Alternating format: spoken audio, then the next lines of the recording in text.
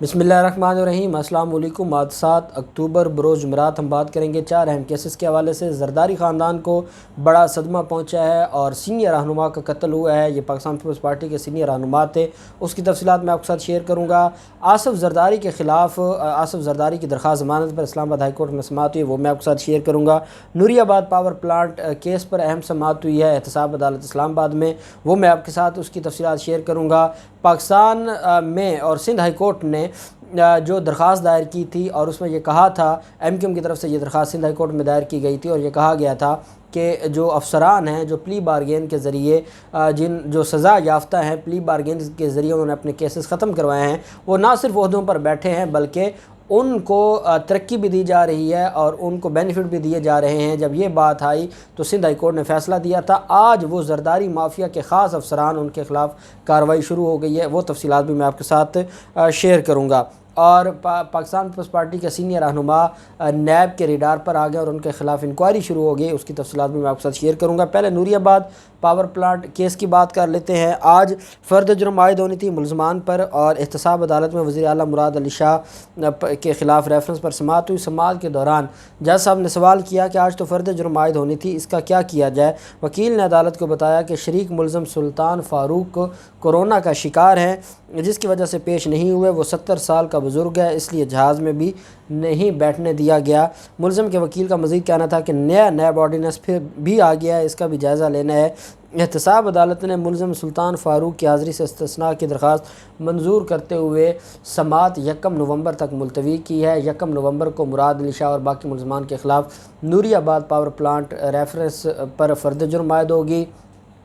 جو بھی ہو، کیونکہ کیس پہلے فائل ہوا ہے اور ساتھ عدالت نے یہ کہا ہے کہ جو ملزم اگلی تاریخ پر پیش نہیں ہوگا اس کے خلاف وارنٹ گرفتاری جاری کر دیے جائیں گے، کیونکہ سارے ملزمان کا پیش ہونا ضروری ہے اور تبھی یہ جو کارروائی ہے فرد جرم کی وہ ہو سکتی ہے۔ پھر معاملہ آ جاتا ہے اور یہ پاکستان پیپلز پارٹی کے سینئر رہنما ہیں، ان کے خلاف آج نیب انکوائری شروع ہو گئی ہے اور یہ جو کیس ہے ان کے خلاف مکیش کمار، یہ پاکستان پیپلز پارٹی کے سینئر رہنما ہیں اور نیب نے ان کے خلاف ان کے اثاثوں کی جو چھان بین ہے، مکیش کمار چاولہ کے جو اثاثے ہیں اس کی چھان بین شروع کر دی ہے اور ایس سی سی پی سے صوبائی وزیر کا ریکارڈ بھی طلب کیا گیا ہے۔ پیپلز پارٹی کے رہنما مکیش کمار چاولہ کے اثاثوں کی چھان بین جو ہے اس پر ایس سی سی پی سے بھی اور باقی اداروں سے بھی ڈاکومنٹس طلب کر لیے ہیں نیب میں۔ جو خط لکھا گیا ہے اس خط میں کہا گیا ہے کہ پرائیویٹ شخص حسن علی شریف کے خلاف انکوائری جاری ہے۔ صوبائی وزیر اور ان کے اہل خانہ کی تمام تفصیلات طلب کی گئی ہیں۔ نیب کا کہنا ہے کہ مکیش چاولہ اور اہل خانہ کے نام پر جو کمپنیز یا شیئر ہولڈرز ہیں تفصیلات فراہم کی جائیں۔ Deputy director admin excise and taxation Waheed Sheikh اہل خانہ کا ریکارڈ فراہم کرے۔ اس کے علاوہ حسن علی اور شوکت امان سے متعلق تفصیلات بھی طلب کر لی ہیں نیب نے۔ ایس سی سی پی نے نیب کو مکیش کمار کے مبینہ فرنٹ مینوں کا ریکارڈ فراہم کر دیا، جس کے بعد نیب کی جانب سے مزید ریکارڈ کی چھان بین بھی شروع کر دی گئی ہے اور یہ 8 سے 10 لوگ ہیں جو فرنٹ مین تھے مکیش چاولہ کے، جو کہ صوبائی وزیر ہیں اور مراد علی شاہ کے خاص آدمی ہیں۔ ان کی کیبنٹ میں ان کو بڑا ایک اہم کردار جو ہے وہ جو سندھ حکومت ہے اس میں دیا جاتا ہے۔ ان کے خلاف جو ان کے 8-10 فرنٹ مین تھے ان کی چھان بین ہو رہی ہے اور اس سلسلہ میں ایس سی سی پی نے کافی دستاویزات اور کافی ڈاکومنٹس جو ہیں وہ نیب کو پرووائڈ کر دیے اور نیب اب ان کا جائزہ لے کے پھر ان کے خلاف جو انکوائری ہے اس کو انویسٹیگیشن میں تبدیل کرے گا۔ ساتھ ذرائع کا یہ بھی کہنا ہے کہ پاکستان پیپلز پارٹی کے یہ جو رہنما ہیں مکیش چاولہ، وہ سندھ ہائی کورٹ جا رہے ہیں ضمانت کی درخواست دائر کرنے کے لیے اور وہ اس وجہ سے سندھ ہائی کورٹ جا رہے ہیں کہ ان کو یہ لگتا ہے کہ کہیں ان کو گرفتار نہ کر لیا جائے، کہیں ان کے خلاف جو کارروائی ہے وہ تیز نہ کر دی جائے، کہیں ان کو سیاسی انتقام کا نشانہ نہ بنایا جائے۔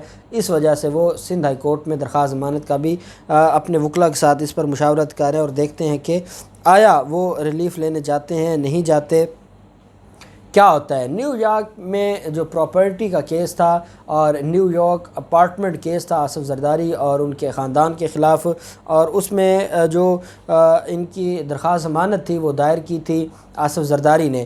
آصف زرداری نے جب درخواست ضمانت دائر کی تھی تو آصف زرداری کے وکیل فاروق اچنائک صاحب نے عدالت سے کہا تھا کہ وہ پیش نہیں ہو سکتے، کیونکہ وہ پیش نہیں ہو سکتے تو ان کی عدم موجودگی میں پری اریسٹ بیل دی جائے، انٹرم بیل دی جائے۔ عدالت نے کہا تھا کہ اس طرح کسی کو ضمانت نہیں دی جا سکتی اور ہم اس طرح کسی کو ریلیف نہیں دے سکتے۔ اس کو آنا پڑے گا، ہر حال میں آنا پڑے گا۔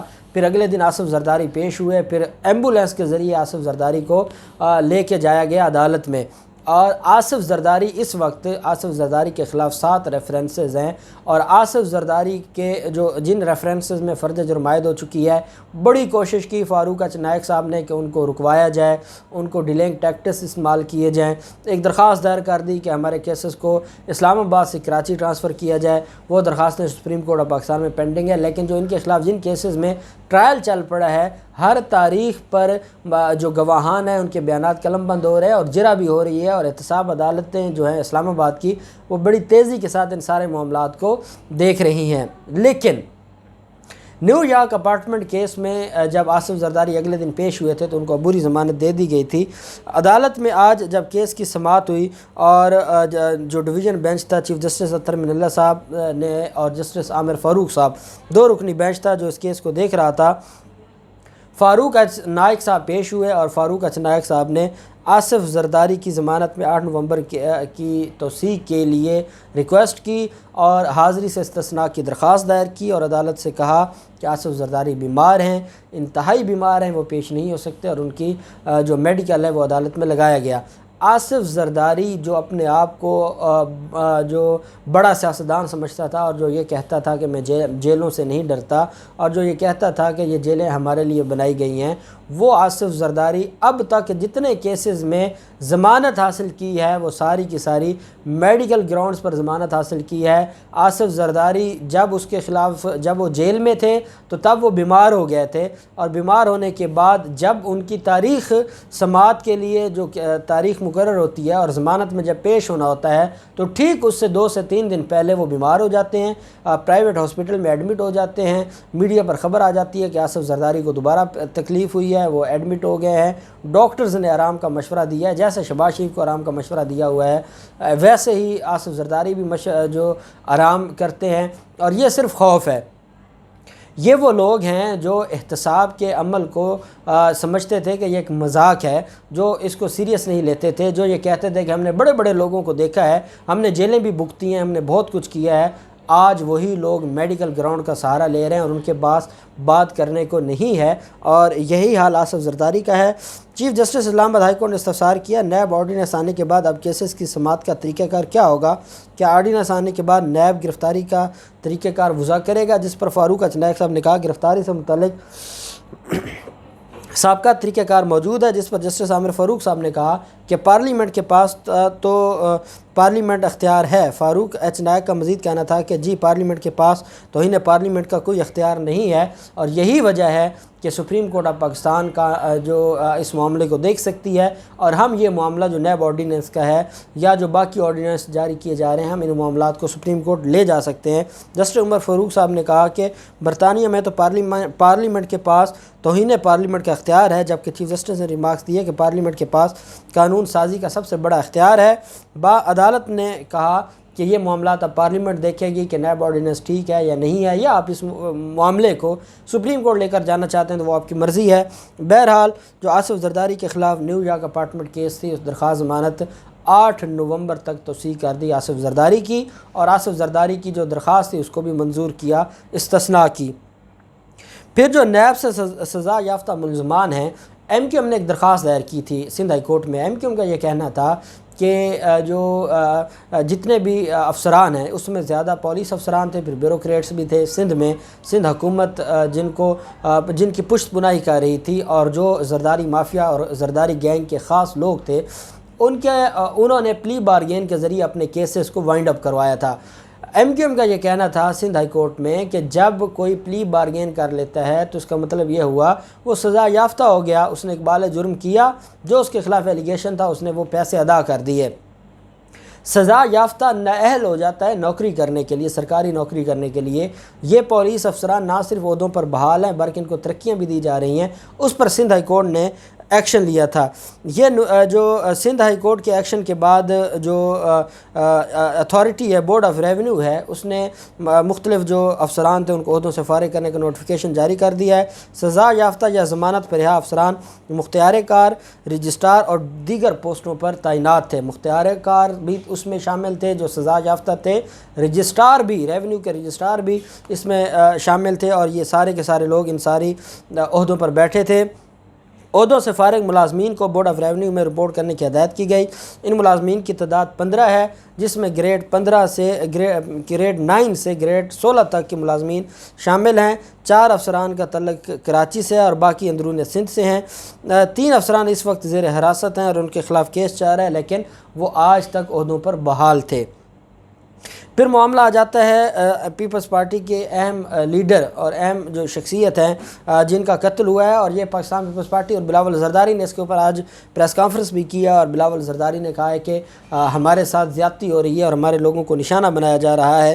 یہ ضلعی صدر ہیں اور سابق امیدوار ہیں قومی اسمبلی کے بنوں کے، پاکستان پیپلز پارٹی کے ملک اشفاق خان، ان کو قتل کیا گیا ہے، اور ان کے بارے میں یہ کہا جا رہا ہے کہ یہ زرداری خاندان کے، خیبر پختونخوا میں زرداری خاندان کے اہم ساتھیوں میں سمجھے جاتے ہیں۔ ان کو قتل کیا گیا۔ ملک اشفاق خان پر ضلع کچہری کے باہر فائرنگ کی گئی۔ پاکستان پیپلز پارٹی کے چیئرمین بلاول بھٹو زرداری اور رہنماؤں نے بھرپور مذمت کی، اور انہوں نے کہا کہ یہ زیادتی ہو رہی ہے، ان کے خلاف ہر حال میں کارروائی ہونی چاہیے۔